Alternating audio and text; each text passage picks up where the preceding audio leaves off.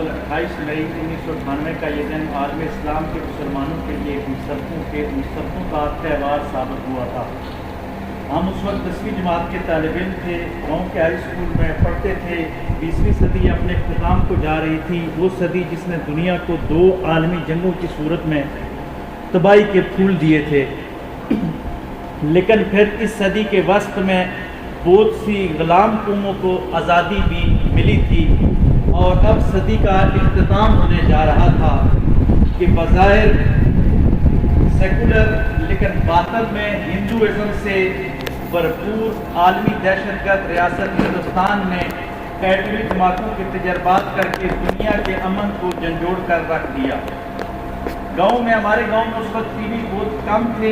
radio पर हिंदुस्तान के धमाकों की खबर सुनकर पूरे मुल्क की तरह हमारा गांव भी ईमानी